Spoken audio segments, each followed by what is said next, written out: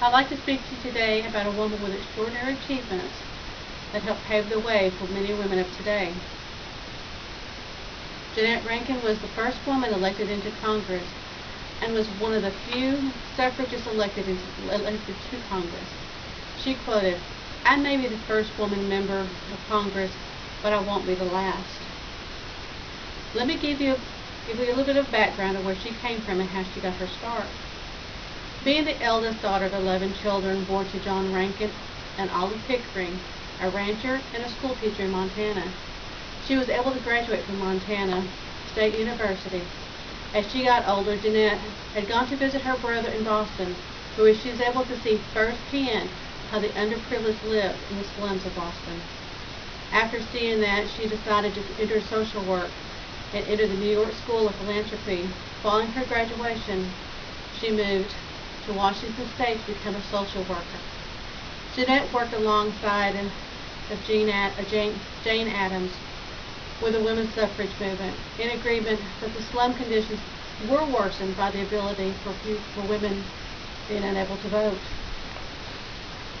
Jeanette was hired as an organizer for the New York Women's Suffrage Party and National American Suffrage Association, where she became a professional lobbyist for the American Suffrage Association.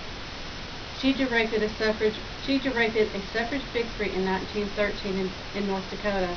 With her speaking and organizing efforts, she helped women in Montana gain the right to vote in 1914. During her second stage of her career, Jeanette Rankin became the first woman elected into Congress in 1916. Shortly after her election, Rankin introduced a bill that would allow citizenship to women independently of their husbands and give them the right to vote. As a lobbyist, Rankin did argue for the passage of Shepherd's Power Act, an infant and maternal health bill, which was the first federal social welfare program created explicitly for women and children. She was elected to the House of Representatives and the Republic of Montana. The 19th Amendment was not ratified until 1920. But even though before her time, women of the United States were allowed to vote, during her term, even though the other women in the United States couldn't vote, the women in her state the state of Montana were allowed to vote. Montana was her hometown state. A month into her term, the House voted on a resolution to end World War I. Jeanette Rankin cast one of the 50 votes that were against the resolution. In doing so, she earned her immediate vilification by the press. She stated, "As a woman, I can't go to war, and I refuse to send anyone else. It is not necessary. I vote no." Despite her vote against entering the war, Jeanette devoted herself into selling Liberty bonds and voted for the military draft. And for the next 20 years, she worked as a lobbyist against Washington, D.C. for various causes. In 1918, Rankin ran for the public-controlled U.S. Senate, but lost because of her views on the war, birth control, trade union rights, and equal pay for women. After her term ended, she campaigned for several different causes, including Maternity and Infant Protection Act and the Child Labor Amendment.